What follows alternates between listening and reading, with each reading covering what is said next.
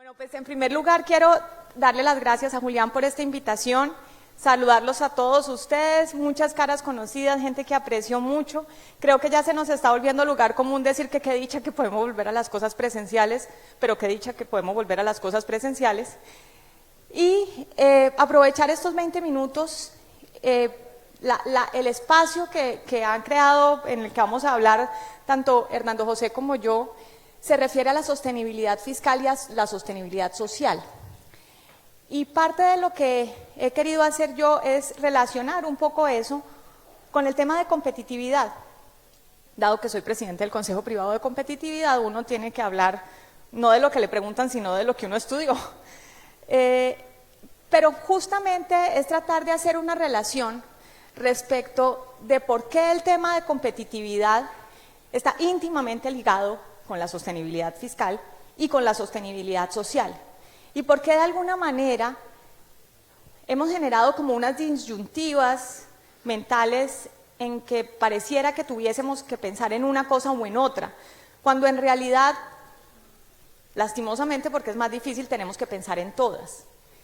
Y la competitividad de una economía, su capacidad de ser más productiva y de competir en el mundo con las cosas que producimos y hacemos, depende intrínsecamente de la provisión de bienes y servicios públicos, que depende de los elementos de sostenibilidad fiscal y otros elementos macroeconómicos de los que con seguridad Hernando José nos va a hablar, creo que nos va a hablar,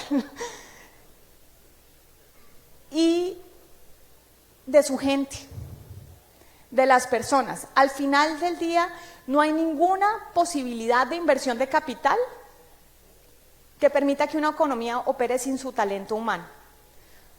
Y cuando hablamos de sostenibilidad social, de lo que estamos hablando es de la capacidad de ese talento humano de florecer, generar valor, crecer y hacer que las cosas pasen.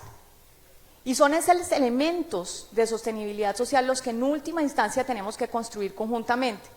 Lo que pasa es que cómo los construimos importa, dónde están los incentivos que generamos.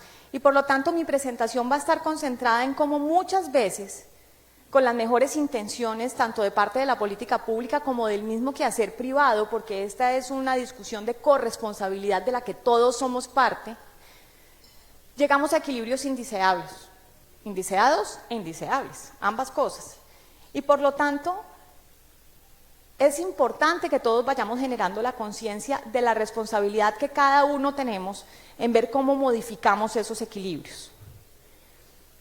Y por lo tanto me voy a concentrar en el mercado laboral colombiano. Y bueno, ya al final mostraré que hay otros elementos en los cuales podríamos adentrarnos, pero creo que con este tendríamos suficiente respecto de cómo no tenemos buenos resultados que mostrar en términos del equilibrio social que hemos venido construyendo. Y lo hemos construido con las mejores intenciones. Si ustedes revisan cualquier declaración o exposición de cualquier agente público o privado respecto de lo que quisiéramos construir en el país, estoy segura que no es lo que está y les voy a presentar.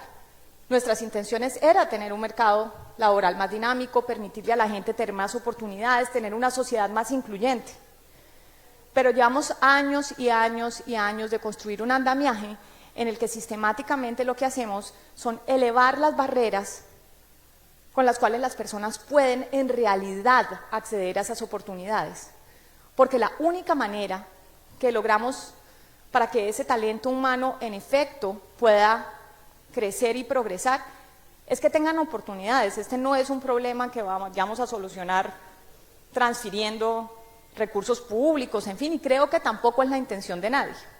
Y arranco entonces con cómo se ve la primera idea, es cuántas personas participamos del mercado laboral, es decir, teniendo la edad de trabajar, manifestamos que estamos buscando un trabajo. Y cuando nosotros vemos el número de personas que están hoy en día inactivas, esas son 13.297.000. Hoy en día es un promedio pues, de los últimos datos revelados por el DANE.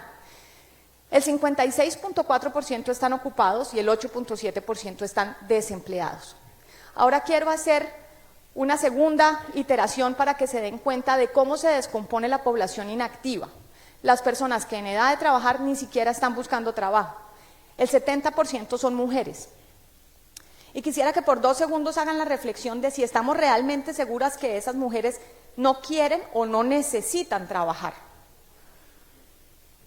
O si quizás están en esa actividad por motivos diferentes a su capacidad o a su necesidad y sencillamente porque, como lo vamos a ver más adelante, tienen la carga del cuidado que está asimétricamente distribuida entre mujeres y hombres y por lo tanto no pueden buscar trabajo.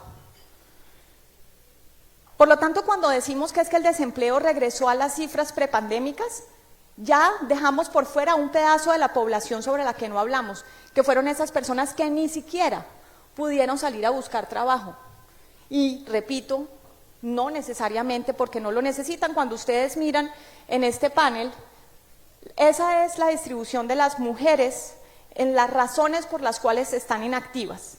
El 68% está, casi 70%, está dedicada a los oficios del hogar. En el caso de los hombres, solamente el 13% está en esa categoría. Fíjense la diferencia, además, en las mujeres solo el 16% está estudiando, el 37% en el caso de los hombres. A mí no me parece que esto nos deje solamente con elecciones voluntarias que no tengan que ver con condiciones de vida de la población y con las decisiones no que quieren tomar, sino las que pueden tomar. Pero una vez salimos de las personas que ni siquiera pudieron salir a buscar trabajo, algunas voluntariamente y otras, como les digo, no lo sé, vamos a los datos de desempleo. En los datos de desempleo hoy en día, en efecto, estamos en los datos que teníamos más o menos antes de la pandemia. Pero yo creo que es importante que hagamos el alto en el camino para saber que esos datos no eran buenos. Cuando decimos, es que recuperamos los empleos y llegamos al punto antes de pandemia, era un mal punto. 8.7% no, sigue siendo una tasa de desempleo alto y nosotros seguimos teniendo datos estructuralmente más altos que los de la región, para que no me salgan con el argumento normal de que esto es Cundinamarca y no, esto entre otras cosas no es Cundinamarca, que hace calor y yo estoy mucho más feliz que en Cundinamarca, donde estaba haciendo un frío endemoniado esta madrugada. Pero adicionalmente quiero que miren la gráfica inferior, donde vemos la tasa de desempleo de la población joven. Y ahí ya no estamos hablando de 8.7%, ahí estamos hablando de 23.2% para las mujeres y de 14.9% para los hombres. Yo no sé ustedes cómo comienzan su semana, pero yo sistemáticamente comienzo en mi semana pensando qué cosa chévere me va a pasar. A mí me encanta venir a hablar en público. Me da energía, me da felicidad, acabo rendida, pero a mí me encanta. Entonces digo, esta semana tengo 2 intervenciones y voy a decir cosas que me parecen bonitas, estoy feliz. ¿Ustedes se imaginan lo que es tener 19 años y no tener nada chévere que pensar para su semana y que esa sea la realidad de todas sus semanas? No tengo dónde mandar una hoja de vida porque no conozco a nadie, no tengo hoja de vida. En el mejor de los casos terminé mi educación media, es decir, salí del colegio, pero con una probabilidad del 40% no lo hice. Y tengo muy bajos chances de tener acceso a cualquier tipo de educación superior. Esa es la realidad que estamos sembrando para el talento humano dentro de 30 años en el país. 30 puedo estar exagerando, menos. No, el tema no es que estén desempleados hoy, es que la desesperanza se vuelve un hábito. Y, para usar lenguaje de economistas, eso destruye capital humano, porque las personas vamos perdiendo nuestra capacidad de movernos, de soñar, de crear, de pensar que somos capaces cuando nos repiten sistemáticamente que no hay nada para nosotros. Ahora vamos al pedazo que logró conseguir un trabajo. Y escogimos esta gráfica de informalidad según cotización a pensiones. Ya les cuento por qué. Cuando miramos cómo estamos en términos de informalidad, el 61.5%, aquí estamos usando datos de 2021, los datos para 2022 son inferiores, pero no muy inferiores. Si no estoy mal, creo que en el último dato puntual estábamos algo así como en el 53%. El 61.5% a cierre del 2021 no cotizaba pensiones, esa es una de las formas de definir la informalidad. No cotiza pensiones porque en Colombia, en buena parte de esa ambición que tenemos de que las cosas sean perfectas, dijimos que lo mínimo necesario para poder subsistir tenía que ser un salario mínimo. Y la verdad es que probablemente ni siquiera un salario mínimo permite, es un nivel de ingresos muy bajo, pero es bastante mayor que cero. Y bastante mejor tener algo que no tener nada, que es lo que acaba ocurriendo con estas personas que al no lograr estar en la formalidad, ni siquiera pueden aportar para lograr ni el mínimo ni nada similar. Y aquí, espero que más adelante les voy a contar un poco cómo además esos informales no es que sean 6 de cada 10 y entonces yo pueda decir es que 6 de cada 10 no van a lograr la pensión, porque no son los mismos 6. Porque unos entran de la formalidad, salen de la formalidad, entran de la formalidad, salen de la formalidad, y en cuyo caso más de 6 van a pasar o van a tener una densidad muy baja en su cotización que no les va a permitir acceder a ningún tipo de apoyo para su edad mayor. Ahora vamos a ver, incluso cuando estamos dentro de esa población ocupada, cuántos de ellos en todo caso están en la pobreza, porque puede que ellos estén trabajando pero no tienen un entorno familiar que depende únicamente de ese ingreso. Y de los 19.608.000 personas que se encontraban en condición de pobreza, esa idea de decir pobres me parece falaz entre otras cosas, 5.879.000 eran ocupados. Esa es una proporción bien alta de personas que, a pesar de que están ocupadas, siguen estando en pobreza. Y por eso repito muchas veces cuando hablamos de la tasa de desempleo, estamos dejando por fuera que eso no quiere decir que esas personas estén realmente logrando las oportunidades que nos imaginamos cuando decimos que cayó la tasa de desempleo. Y esta es la relación de los pobres ocupados con la informalidad, y la trajimos por ciudades porque además me parecía importante que nos diéramos cuenta la disparidad de cosas que estamos hablando. Cuando vamos a la ruralidad nos encontramos que el 98.2% de esa población pobre es informal. Tenemos mejores cifras cuando llegamos a Bogotá, pero en cualquier caso tenemos unas cifras que son realmente preocupantes. Y todos ustedes han oído hablar de la informalidad, supongo, pero quiero que miren un ratico los números de los que estamos hablando, porque siento que muchas veces pensamos que la informalidad es una esquina de la sociedad, un resquicio. Es Colombia. Y cada vez que nos soñamos que en las normas haya más cosas y más beneficios que quisiéramos que tuviera la población empleada, lo que estamos haciendo es alejando la posibilidad de que estas personas pasen a un empleo formal. Porque la capacidad de generación de empleo de la economía es la que es.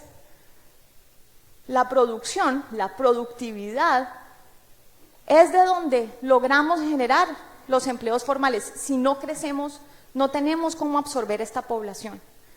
Absorberla en las condiciones que deberíamos estarles ofreciendo como sociedad. Esta no es una responsabilidad del gobierno nacional, ni regional, ni ninguno. Esta es una responsabilidad de la sociedad. Porque cuando hablamos de sostenibilidad social estamos hablando justamente de la licencia con la que nosotros podemos venir aquí, tener nuestros trabajos formales, tener nuestra vida cómoda y sentirnos bien a pesar de que esta es la realidad en la que se mueve una gran cantidad de personas en nuestra sociedad.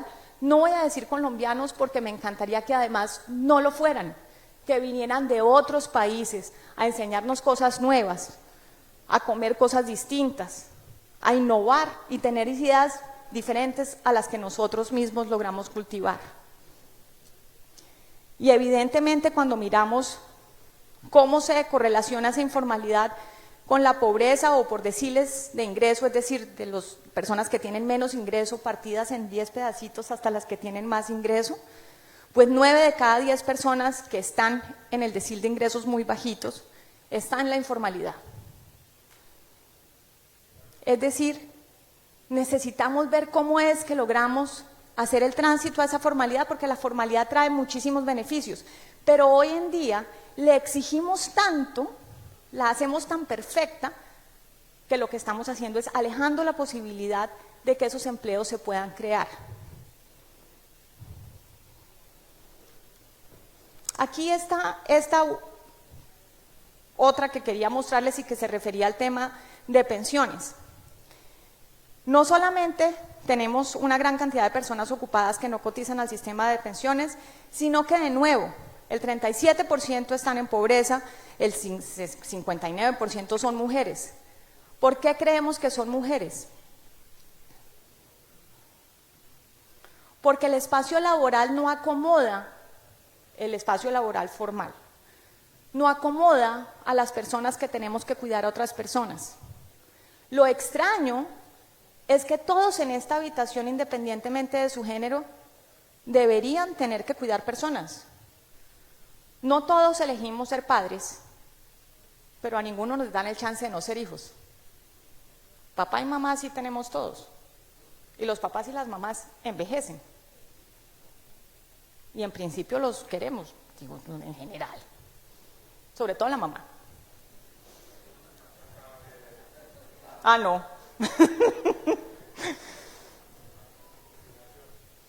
Pero no los cuidamos por igual.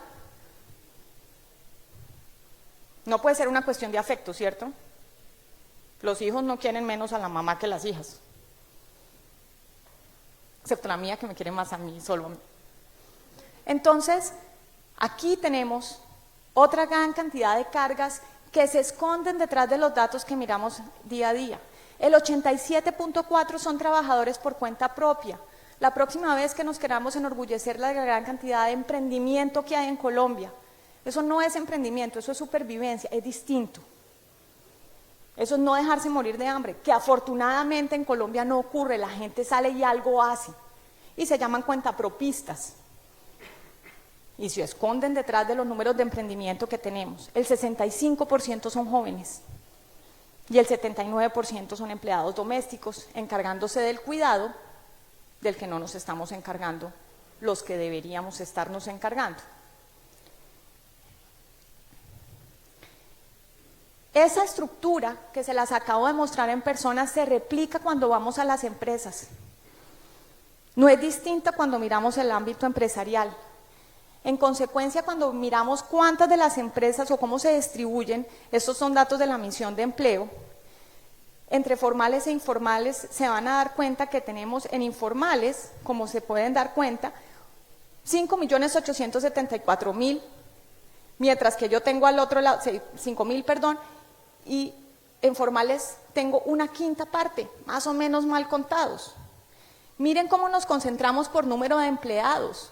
El 34% tiene solo un empleado, entre 2 y 3 el 18%, entre 4 y 5 el 7%. El empresariado en Colombia no es ni siquiera es mi pyme, pero del lado mí, no del lado pyme. La Cámara de Comercio de Bogotá tiene un estudio cuyo lanzamiento participé recientemente, creo, donde las cifras son impresionantes, no solamente en términos del tamaño, sino, por ejemplo, en términos de cosas en las que no pensamos. Casi todas tienen solamente un socio, un dueño. No nos asociamos, no soñamos con crecer. Y cuando uno está solo, la vida es más duro, es más fácil decirle al socio, estamos jodidos, a uno solito sentarse y decir, ¿cómo estoy de jodido? Uno está igual de jodido, pero por lo menos lo charla. No tenemos ese tipo de construcción de escala, de pensar en crecer, y sin embargo ponemos trabas, porque toda esa normatividad que está pensada para proteger a las personas, nos dio la vuelta. Esa no era su intención, sin lugar a dudas no la era. Pero entre el salario mínimo y las inflexibilidades laborales y una gran cantidad de cosas que pensábamos estar protegiendo, lo que estamos es dejando a tanto a empresas como a personas desprotegidas, porque esa protección solamente ampara la formalidad. Y resulta que la realidad económica es que la formalidad es costosa y entonces alcanza para unos pocos. Si la hiciéramos menos costosa, alcanzaría para unos muchos, o por lo menos para más de los que nos están alcanzando hoy. Esta era la última gráfica de la que estaba tratando de buscar allá arriba, creo que la dejé muy al final. Era para mostrarles cómo además esa informalidad no se refiere a unas personas que son informales y otras que son formales. En un periodo, esto es un ejercicio simulado que hicimos nosotros, en un periodo de 584 semanas, un trabajador promedio cotizó 251 semanas. Es decir, que en el régimen de prima media habría tenido que tener una vida laboral de 58 años para poder cumplir los requisitos de pensión. Y en el del RAIS, 52 años. Un poco para que veamos el falso dilema que muchas veces centramos todos, que esto debería ser un sistema público. No, debería ser un sistema privado. No debería ser ninguno de los dos porque ahí no está el problema. El problema está en que en tanto les digamos, la gradita que te tienes que subir para poder entrar a la formalidad y cotizar es la de que alguien te pueda pagar un salario mínimo con todas sus prestaciones. Y esa discusión es una discusión de realidad económica, no de voluntad normativa o de querer hacer de las personas que diseñan la política pública. Y por lo tanto, como no podemos subir esa gradita, no logramos pensionarnos, no importa si el régimen es público o privado, porque no logramos lo que se llama técnicamente la densidad de cotización. Y evidentemente, en consecuencia, lo que necesitamos es pensar en crecimiento para poder ir incluyendo, pero en crecimiento y en reducir los costos de formalidad para que al lograr hacerlo en efecto traslademos a estas personas a este mundo de mayores oportunidades. Cuando miramos cómo es que las personas salen de la pobreza, este es un estudio de FEDesarrollo, el 72% obedece a que hay generación de empleo y retornos de la educación.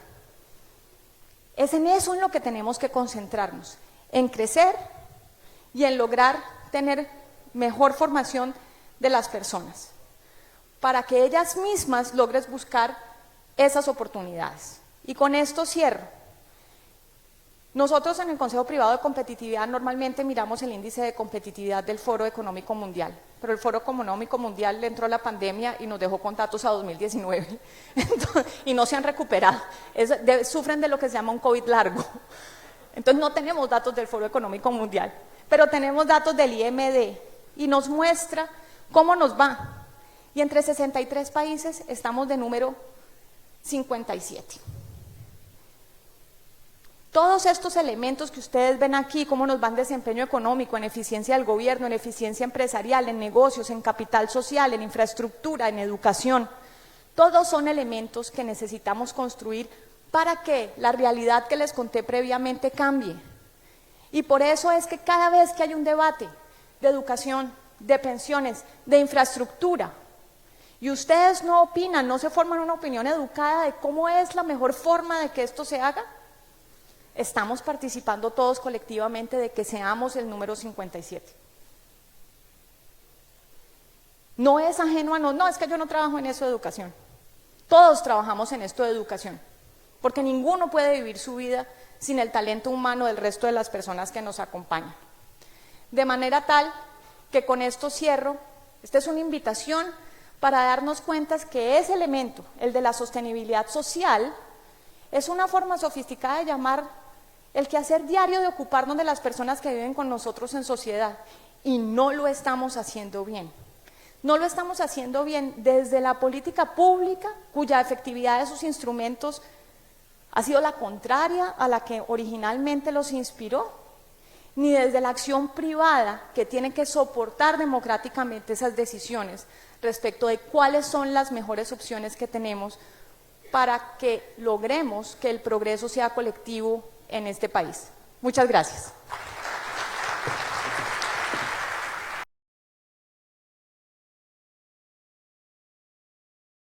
Muy buenos días a todos, muchas gracias por estar acá, así sea trasnochados, pero pues, muy agradecido. Estaba escuchando a Ana Fernanda y siempre es difícil hablar después de ella porque entonces siempre el proceso de comparación, pero estaba pensando si debía continuar angustiándolos o si les debo dar un poquitico de relief pues, para que no se me vayan todos demasiado angustiados. A ver, entonces vamos a ver cómo nos va saliendo esto. Entonces hoy vamos a mirar un poquito el tema de variables macroeconómicas y perspectivas, pero por el tiempo voy a tratar de pasar rápidamente por esta parte y después un poco concentrarme en los desafíos sociales y el papel del sector financiero. Entonces, vamos al tema de un poco de la situación económica, ¿dónde estamos? Y lo interesante acá, es que si bien ya todos los indicadores empiezan a estar menos buenos que en el pasado, todavía seguimos en una situación relativamente, digamos, con un viento de cola que todavía apoya la economía. Entonces, por ejemplo, vemos en temas como el índice de confianza del consumidor que sí está en menos 10, incluso hoy apareció que está en menos 2, mejoró, pero que es bastante bueno. Miramos el tema de demanda doméstica de energía, niveles del casi del 5%, niveles del índice de confianza comercial que está en el 30%, índice de confianza industrial 9,7%, o sea, en general todos los indicadores están en campo positivo y eso es bueno. Pero también tenemos que reconocer que ese viento de cola ya empieza a desaparecer, ya vamos a tener el viento de frente, el ciclo económico mundial va en contra nuestra y en ese sentido pues tenemos que ser conscientes que los logros que hemos tenido de recuperación, que ha sido importante, pues evidentemente finalmente vamos a volver a la situación normal, que es una situación, pues Ana Fernanda, mala, que es de estar creciendo al 3,5%, y además en una situación de ciclo económico mundial negativa, pues evidentemente nos va a poner a crecer a menos del 3%. Entonces, donde de verdad vamos a regresar, digamos, al punto inicial. O sea, el gran mérito que tuvimos estos 2 años fue que sí, logramos recuperar lo que habíamos perdido, y eso es muy importante, y ese es un reconocimiento que hay que hacerle al pasado gobierno. Pero evidentemente para adelante ya depende de lo que hagamos de aquí en adelante, qué podemos hacer para estimular el crecimiento económico, la productividad y la inversión en el país. Y es por eso, valga la pena decir que cuando el Consejo Gremial y los diferentes gremios que la componen decimos, oye, tenemos que ser cuidadosos en la reforma tributaria para que lo que se incluya allí no desestimule la inversión, no desestimule la generación de ingresos y de empleo, de emprendimiento, pues es importante y va a ser crucial en lo que vayamos a ver en el próximo futuro. O sea, el próximo futuro es dentro de un año, cuando estemos reunidos acá, pues quién sabe qué cifras son las que vamos a estar mostrando, y eso va a depender mucho de las decisiones que se tomen en estos próximos meses. Auxilio. Vamos a seguir derecho porque el mercado laboral ya me va. La inflación. Tenemos un problema adicional de que ya el ciclo económico mundial está regresando hacia su parte baja, pues tenemos el tema de la inflación total y básica.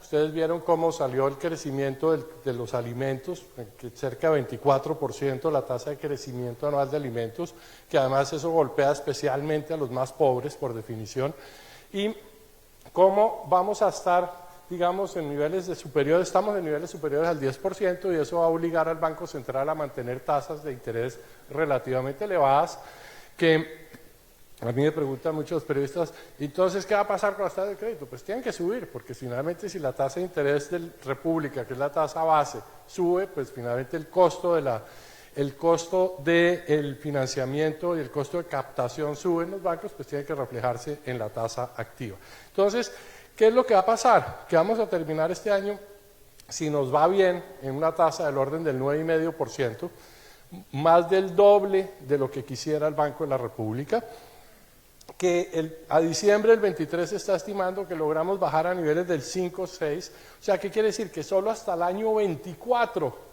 vamos a recuperar la senda esa del Banco de la República, que está entre 2 y 4%. ¿Y eso qué implica? Que el Banco de la República va a estar apretando la rienda hasta el año 24.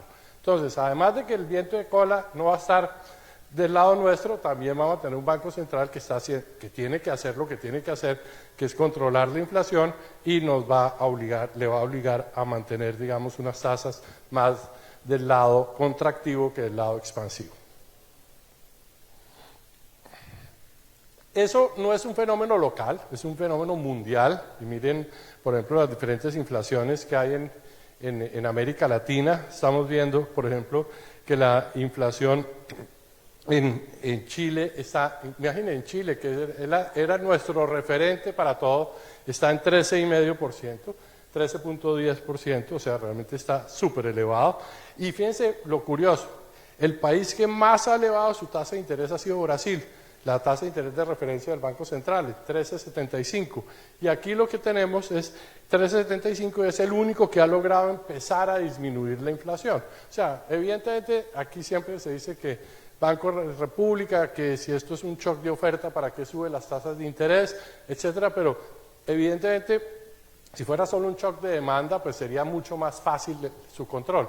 Pues, pero indudablemente, en la medida en que se recupera, digamos, la producción del sector agrícola, etcétera, pues la restricción a la demanda que tiene que ejercer el República es mayor que si fuera simplemente una restricción de la demanda. Entonces, aquí lo que estamos viendo es que tenemos esta situación donde todos los países de la región van a estar, digamos, con tasas de interés relativamente altas, y eso también indica que el comercio que vamos a poder lograr, o sea, porque finalmente si tenemos una baja en la demanda interna, pues uno mira hacia los mercados internacionales, pero todos los mercados relevantes para Colombia también van a estar en una situación de relativa contracción en el próximo futuro.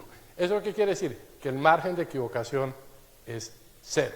El margen de equivocación que tenemos de aquí para adelante, en términos de políticas públicas, es muy, muy bajo en este momento. Entonces, ahora, ¿cómo nos va? ¿Cómo nos va? Colombia nos está yendo relativamente bien comparado con el resto del mundo.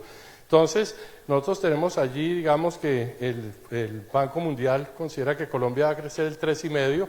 Yo creo que, curiosamente, el Banco Mundial, que normalmente es el más pesimista, hoy en día es el más optimista sobre Colombia. Nosotros pensamos que va a ser más del orden del 2,5% el crecimiento en Colombia, pero de todas maneras el punto importante que debo mencionar y que debo decir es que de todos los países de América Latina somos los que estamos menos mal, ¿sí? Los que estamos mejores en términos del crecimiento que se puede esperar, que puede ser cualquier cosa entre el 2,5% y 3,5% que está allí. Pero también debo decir que hay otros países que sí lo logran. Miren todos los países asiáticos, Vietnam, India, Indonesia, Filipinas, Malasia, China, Tailandia, todos esos logran tasas de crecimiento por encima del 4%. O sea, hay recetas distintas que sí funcionan. Y eso es lo que tenemos que pensar, que aquí en Colombia no podemos seguir haciendo lo mismo y esperar resultados distintos, sino tenemos que empezar a ver todas esas cosas que desde hace más de 10 años el Consejo Privado de Competitividad está diciendo sobre cómo mejorar la productividad, cómo reducir el costo país, cómo facilitar la inversión, cómo facilitar la generación de emprendimientos. Es algo que tenemos que tomar en serio si queremos que algún día podamos tener ese tipo de crecimientos que observamos en otros países. ¿Qué vamos a tener el año 23? Vamos a tener un PIB del orden del 2,5%, vamos a tener muchos, en general esperamos que todos los sectores, excepto la minería, tengan tasas de crecimiento positivas. Eso está bien, obviamente, y es algo que tenemos que ser también conscientes y tenemos que ser cuidadosos, es cuando hagamos los análisis, no podemos decir, es que miren, el gobierno pasado nos dejó creciendo al 7,7 y este gobierno nos puso a crecer al 2,5, no, ese no es el tipo de análisis que podemos hacer. O sea, la posibilidad de crecimiento, la mejor posibilidad de crecimiento el próximo año va a ser de 3%. Alrededor de esa línea es que tenemos que medir si el nuevo gobierno está haciendo una buena labor o una labor deficiente en ese respecto. Vamos a pasar esto. Ahora, Colombia tiene unos retos grandes. Tenemos dos tipos de desbalances, un desbalance externo y un desbalance fiscal. Desbalance externo, pues evidentemente ahí lo tienen ustedes. Tenemos para el año 22 la expectativa de tener un déficit de cuenta corriente del 4,4% del PIB, que es bastante elevado. No es desastroso, pero es bastante elevado. La verdad que en Colombia hemos tenido, digamos, yo creo que la verdad el Sagrado Corazón de Jesús nos protege de vez en cuando, porque la verdad, por ejemplo, este déficit no sería posible de que lo estuviéramos financiando si no es por las remesas, que de pronto aparecieron y que no teníamos en el pasado. O sea, en los últimos 5 años es que el tema de las remesas se ha venido subiendo, ya llega casi a 10.000 millones de dólares y la verdad que eso es bastante, nos ha dado un soporte, una financiación y además son recursos que van directamente al consumo de los hogares, entonces eso también es como una bonanza cafetera permanente, ¿no? Más o menos que va esa plata directamente a los consumidores. Entonces, allí tenemos un reto y en eso el ministro de Hacienda tiene toda la razón. Un gran reto que tiene Colombia es diversificar sus exportaciones. Nosotros no podemos seguir dependiendo simplemente de las exportaciones mineroenergéticas y menos cuando, digamos, la idea del presidente es que esto, digamos, no sea el foco, digamos, de la actividad económica actual del país. Entonces, evidentemente, tenemos que empezar a pensar cómo generamos condiciones para que se logre esa diversificación. Y esa diversificación no solo se va a lograr simplemente pensando que con ProColombia vamos a hacer muchas ferias internacionales, no, si no cambiamos las condiciones de competitividad interna del país, no lo vamos a lograr. Si no logramos una disminución de los costos laborales no salariales, si no logramos una disminución de los costos de logística, si no logramos mejorar la infraestructura del país, no lo vamos, si no cambiamos esas cosas vamos a seguir con la misma situación de desventaja competitiva frente a otros países. Entonces, esa diversificación hay que pensar cómo se hace. Y también, yo siempre lo he dicho, por ejemplo, en el tema arancelario. Nuestro tema arancelario, básicamente cuando protege más las bases de cada cadena, o sea, protege más las materias primas en ocasiones que el producto terminado, pues es una cuestión que es totalmente sesgada en contra de generar valor agregado en el país. O sea, entonces, en la medida que no podamos generar valor agregado, productos de valor agregado, pues es poco lo que vamos a poder diversificar. Entonces, ese es otro de los retos que tenemos allí pendientes. Sigamos. Esta es la tributaria. Indudablemente, aquí el punto que quiero mencionar es que evidentemente hay un reto grande en la parte fiscal. Tenemos que seguir reduciendo el déficit fiscal para poder estar en la senda de equilibrio. Recuerden que hace un año, quizás un poco más, perdimos el grado de inversión. Entonces todos dijimos, perdimos el grado de inversión. Y a la semana algunos escribían, pero no ha pasado nada. No ha pasado nada, eso es como cuando lo van ahorcando a uno de a poquitos, ¿no? O sea, claramente empezaron a subir las tasas, las tasas de interés internacionales a las cuales se podían financiar el gobierno, el sector privado colombiano, y eso nos está generando un problema actualmente. Entonces, indudablemente es importante lograr. ¿Y qué es lo que debemos lograr? Debemos lograr recursos suficientes para poder empezar a pagar parte de esa deuda que tenemos. O sea, necesitamos que el déficit primario en la economía, necesitamos un superávit un superávit primario, que quiere decir que podamos pagar los intereses y todos nuestros gastos, los gastos laborales, las inversiones, etcétera, y que nos quede una platica para pagar parte del capital y empezar a reducir esa relación deuda-PIB que es bastante elevada. Entonces, esto fue lo que nos mostró José Manuel Restrepo de despedida, que fue el marco fiscal de mediano plazo. Dijo, mire, después de las reformas y después de todos los impuestos que se van a recaudar, debemos recuperar ese balance primario lo vamos a recuperar hacia el año 23, o sea, el próximo año, debemos lograr un 0.1, bueno, magnífico, y se empieza a reducir la relación deuda bruta del Gobierno Nacional Central. Pero infortunadamente esto tenía ahí adentro un supuesto grueso, y es que hoy en día la gasolina debía estar a 20.000 pesos el galón para que esto fuera cierto, para que no se estuviera generando un déficit en el fondo de los combustibles, el Fondo de Estabilización de los Combustibles, que tiene un déficit de ¿cuánto es? De 20 billones más o menos, de 20 billones de pesos y creciente. Entonces, claramente esto no, pues digamos, tenía una condición muy fuerte. Ahora, yo no estoy diciendo que hay que elevar el precio de la gasolina a 20.000 pesos porque sé que de pronto, pues, este lindo salón podría volverse poco feo. Pero, entonces, evidentemente no es lo que estoy diciendo, pero sí es la realidad. Hay una decisión consciente que tomó el pasado gobierno de gastarse parte de los recursos fiscales en subsidiar la gasolina. Y eso es lo que estamos y continuamos haciendo. Entonces, este es un escenario estresado, donde básicamente decimos, oiga, nosotros no hacemos el ajuste del precio de la gasolina, no lo vamos a hacer, y además vamos a estar perdiendo parte de la renta petrolera por la decisión de no generar más exploración y explotación de petróleo. Entonces, esto pues inmediatamente nos lleva hacia un déficit primario de nuevo. A partir del año 23 vamos a estar en negativos, lo que quiere decir que la deuda bruta como proporción del PIB va a aumentar de nuevo. ¿Qué significa eso? Que no vamos a recuperar el grado de inversión en esas circunstancias.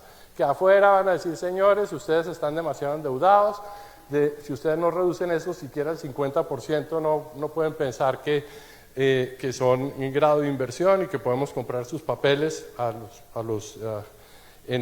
los precios pues, de los países que sí tienen una situación más ajustada. Entonces, allí tenemos ese déficit.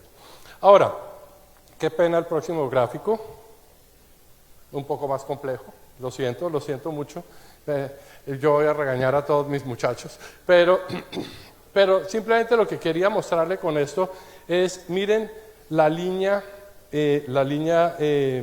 naranja, el escenario estresado más reforma tributaria, RTF con la reforma tributaria que ha planteado el gobierno. Con la reforma tributaria que ha planteado el gobierno sí volveríamos a un balance primario del 1.6, 1.090, bueno, los próximos 3 años tendríamos un balance primario que nos permitiría empezar a reducir esa relación deuda-PIB. Pero ¿qué pasa con eso? ¿Qué pasa con eso? Es que esto supone que el gobierno no gastaría más, pero este gobierno nos ha dicho, no, es que yo necesito plata para hacer un programa contra el hambre, necesito plata para invertir en educación, necesito recursos para invertir en vías terciarias. Entonces la gran pregunta es cuánto de ese 1.6% que ustedes ven ahí se va a gastar y cuánto se va realmente a ahorrar para que se pueda reducir esa relación deuda-PIB. Y eso todavía no lo sabemos en este momento. Bueno, como me quedan 2 minutos 54, voy a pasar a otras cosas. Entonces, muchas de las cosas que tengo acá voy a pasarlas rápido porque ya Ana Fernanda lo ha mirado. Pero fíjense una cosa, Colombia venía creciendo su clase media de manera importante, estábamos muy orgullosos cuando por allá en el 2014 logramos el 30%, ¿sí? Entonces, en ese momento, el director de planeación y Mauricio Cárdenas y todos salieron a decir, ministro de Hacienda, en esa época que ya estábamos volviéndonos un país moderno, 30, y ahorita en el 2021 estamos solamente en 27%. O sea, obviamente, en buena parte pues debido a la pandemia, pero nos estancamos allí. Allí claramente, si no logramos un mejor ritmo de crecimiento económico, que además sea más incluyente, va a ser difícil que sigamos aumentando esa base de estratos medios que, como ustedes ven, están ahí. Y por el lado de la pobreza, volvimos a los niveles del 2012, están 39%, ¿no? Entonces, evidentemente, claramente allí, en ese sentido, digamos, el nuevo gobierno tiene toda la razón en decir, oiga, una de nuestras grandes preocupaciones es cómo seguir reduciendo la pobreza. El presidente lo dice en términos de cómo vamos a reducir el hambre, cómo vamos a eliminar el hambre de este país. Sí, eso es un gran reto que tiene el país en este momento, pero con un punto. No podemos pensarlo solo en términos de distribución, en que vamos a gastar más plata, que vamos a ampliar el ingreso solidario, como lo vayan a llamar de ahora en adelante, que vamos a ejercer más familias en acción. Sí, todo eso es importante, pero ¿qué vamos a hacer para que la economía siga invirtiendo, siga creciendo, siga siendo más eficiente, se diversifiquen las exportaciones? Ese es el reto que tiene también el gobierno en su plan de desarrollo y en sus estrategias de política económica, tiene también que resolver. Aquí simplemente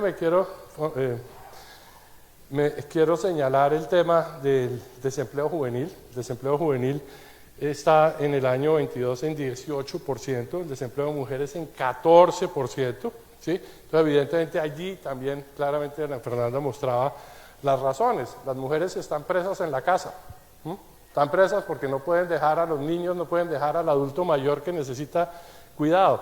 Realmente, cuando muchos de nosotros hemos dicho necesitamos incrementar las inversiones en cuidado de la primera infancia. Necesitamos ampliar la base de cuidado del adulto mayor, pues evidentemente eso tiene un impacto directo en la capacidad de las mujeres de volver a salir, de integrarse al mercado laboral. Ahora, les iba a hablar del rol de la banca en el desarrollo sostenible, pero aquí ya me dicen que 00, si me permites un minuto, listo, me permite un minuto, entonces, evidentemente, la banca tiene un papel muy importante que jugar en todo este proceso. Por una parte, evidentemente, pues, afortunadamente, como lo ha dicho varias veces el gerente del Banco de la República, incluso también lo dijo el ministro de Hacienda, ¿sí? En la pasada crisis, por primera vez, la banca fue parte de la solución y no fue parte del problema. Mantuvimos la maquinaria del crédito andando y en unión, a eso hay que reconocerlo, con las políticas del gobierno en los programas de apoyo a deudores, el PAD, etcétera, fue fundamental para que la banca pudiera continuar ampliando crédito. Pero también hay otros temas donde la banca se tiene que meter de lleno, y lo estamos haciendo, que son los temas de sostenibilidad, ¿sí?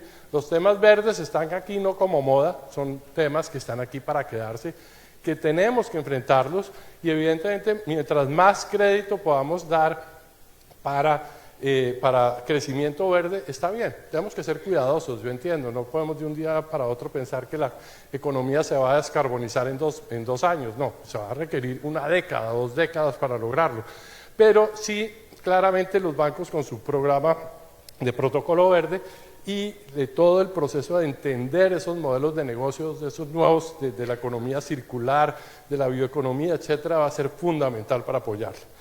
Por otro lado, tenemos la ampliación de la cobertura. Hoy en día la banca está en los 1.103 municipios del país y eso es bien importante, pero necesitamos cobertura, digitalización, eso es un tema fundamental. Si nosotros realmente queremos integrar al sistema financiero al sector rural, se necesita la digitalización y necesita el acceso, digamos, al internet, necesita para que la gente allá pueda tener acceso a las apps y realmente se pueda bancarizar e integrarse, manejar sus recursos a través de la banca y recibir crédito, obviamente a nivel de la banca. Entonces, esa es parte del reto que tenemos. Y por otra parte, también estamos trabajando en los temas de seguridad financiera, y es que hoy en día, cada día transitan a través del sector financiero billones de pesos. Pero obviamente siempre nos enteramos de los que tienen alguna dificultad o fueron hackeados o los robaron o tuvieron problema con su banco. En términos de seguridad financiera es increíble, pero me gusta compartir esta cifra. Solo 5 pesos de cada 100.000 pesos transados, solo 5 pesos, escúchese bien, de cada 100.000 pesos transados son afectados por delitos cibernéticos. Todos tenemos algún amigo que ha tenido un problema cibernético, pero eso no lo tienen todos los días, lo tienen una vez y eso lleva a que sea mucho menos lo que ocurre allí. El avance de la última década es la profundización financiera, ya pasamos de 32% a 49.7%, eso suena bien, a 48.7, perdón, los ojitos ya no me funcionan tan bien, a 48.7, que está muy bien, como la relación, digamos, crédito a PIB, que infortunadamente alguien en el Congreso alguna vez dijo, claro, se dedican a endeudar a la gente. No se trata de que tengamos una mayor capacidad de darle crédito a todas las personas que lo requieran en la economía. Pero cuando uno va a mirar cuál es el porcentaje óptimo en el que deberíamos estar para un país de nuestro tamaño y desarrollo, debería ser 65%, o sea que ahí tenemos un reto grande. Por otra parte, el indicador de inclusión financiera, y por aquí está Freddy Castro, con quien hemos trabajado mucho estos temas, pasó de 62% a 90%, o sea, hoy en día 9 de cada 10 adultos en Colombia tienen al menos un producto financiero. Eso es un logro impresionante. Pero después de darnos palmaditas en la espalda, encontramos que esos 9 de cada 10, solo 7 de cada 10 utilizan regularmente su producto financiero. ¿Qué quiere decir eso?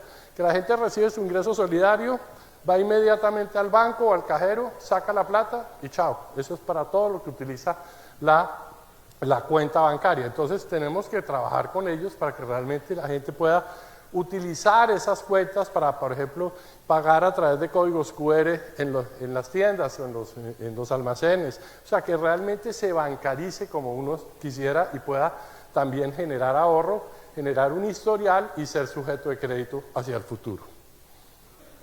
Entonces, obviamente hay brechas con la población rural, con las mujeres, la cartera MIPYME es todavía muy pequeña. Esos son los grandes retos en los que nos hemos comprometido con este gobierno para seguir logrando, buscando soluciones y podamos ampliar, digamos, esos temas de acceso. Allí van a ser fundamentales los temas de las garantías, que son fundamentales para... Realmente el gran problema para la gente es acceder al primer crédito. Una vez accede al primer crédito y cumple, y es buena paga, la cosa rueda, se lo empiezan a pelear entre los diferentes bancos. Entonces, ya con eso termino y les agradezco mucho su atención.